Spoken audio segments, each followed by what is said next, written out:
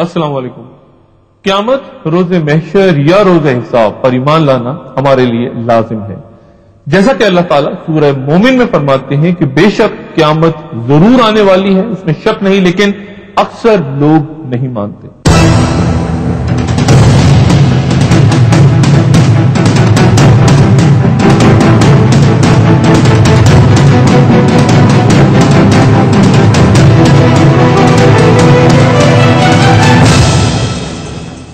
قیامت عربی زبان کا لفظ ہے، لغت میں اس کے معنی کھڑا کرنا یعنی مردوں کو قبر سے کھڑا کرنا اور دوبارہ زندگی لوٹانا ہے۔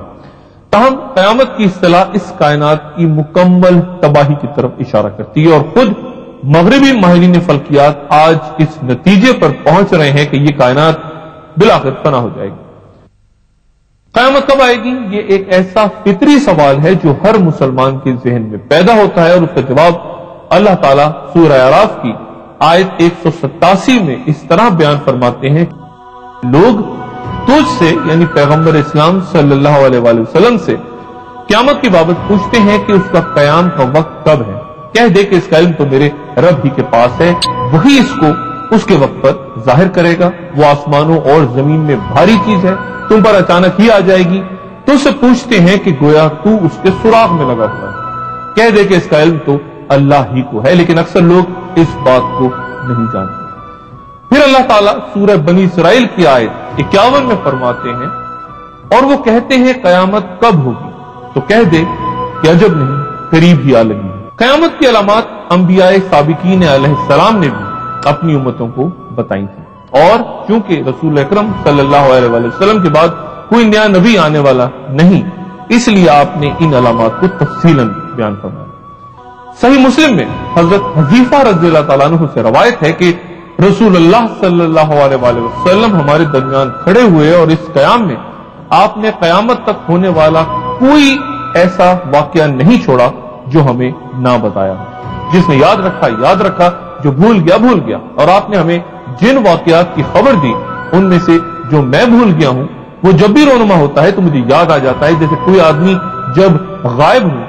تو آدمی اس کا چہرہ بھول جاتا ہے، لیکن جب اس پہ نظر پڑتی ہے تو وہ پھر یاد آ جاتا ہے۔ قرآن حکیم میں جو علامات قیامت ارشاد فرمائی گئی ہیں وہ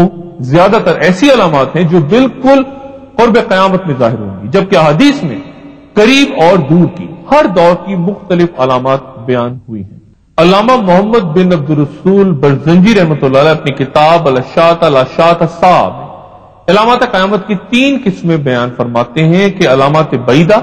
علامات متوسطہ یا جنہیں علامات صغریٰ بھی کہا جاتا ہے، اور علامات قریبہ یا جنہیں علامات کبریٰ کہا جاتا ہے۔ علامات بعیدہ وہ ہیں جن کا ظہور کافی پہلے ہو چکا ہے، انہیں بعیدہ یوں کہا گیا کہ ان کے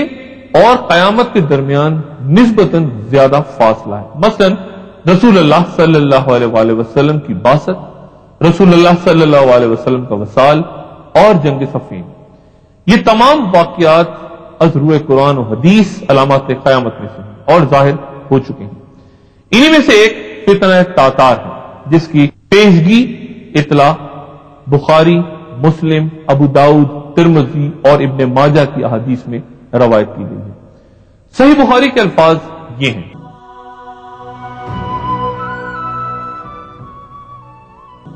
حضرت ابو ہریرہ رضی اللہ تعالیٰ عنہ کا بیان ہے کہ رسول اللہ صلی اللہ علیہ وآلہ وسلم نے فرمایا کہ تم پر قیامت نہیں آئے گی یہاں تک کہ تم ترکوں سے جنگ نہ کر لو، جن کی آنکھیں چھوٹی، چہرے سرخ اور ناکیں چپٹی ہوں گی۔ ان کے چہرے ایسی ڈھال کی مانند ہوں گے جس پر تہ بتہ چمڑا چڑھا دیا گیا، اور قیامت نہیں آئے گی یہاں تک کہ تم ایک ایسی قوم سے جنگ نہ کر لو جس کے جوتے بالوں کے بنے ہوں۔ ان حدیث میں جس قوم سے مسلمانوں کی جنگ کی خبر دی گئی ہے، چند علماء کے نزدیک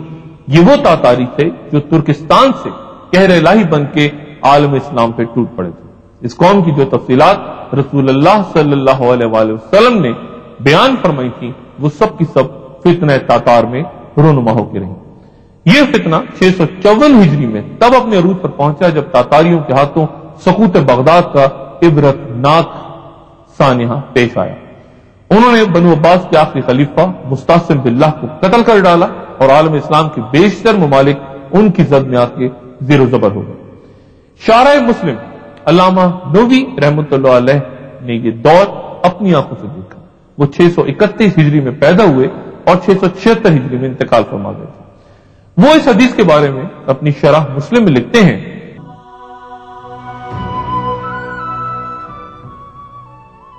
کہ یہ سب پیش گوئیاں رسول اللہ صلی اللہ علیہ وآلہ وسلم کا معجزہ ہیں، کیونکہ جن ترکوں سے جنگ ہوئی ان میں وہ سب صفات موجود تھیں جو رسول اللہ نے بیان کر دی۔ لیکن جامعہ ازہر کے پروفیسر امین محمد جمال کا کہنا ہے کہ یہ واقعہ یعنی ترکوں سے جنگ ابھی رونما نہیں ہوا اور یہ قیامت کی علامات کبریٰ کے دوران رونما ہوگا، جن کا ذکر میں آگے چل کے کروں گا۔ ان سمیت دیگر علماء کا اندازہ ہے کہ اس قوم یعنی غالباً ترکمنستان اور اسی نواح کے لوگوں سے آئندہ ایک جنگ ہوگی۔ یہ ثابت نہیں کہ یہ جنگ خروج دجال سے پہلے ہوگی یا اس کے بعد۔ یاد رہے کہ اس قوم سے بہرحال ایک جہاد حضرت قتیبہ بن مسلم باہلی رضی اللہ تعالیٰ عنہ کی سرکردگی میں اس وقت ہوا تھا جب بخارا، سمرقند اور آذربائیجان وغیرہ فتح ہوئے تھے اور وہ سب اب پھر آزاد ہو چکے۔ لیکن ان علامات بعیدہ میں سے ایک نار حجاز یا حجاز کی وہ عظیم آگ جس کی خبر بخاری اور مسلم میں دی گئی، اس پر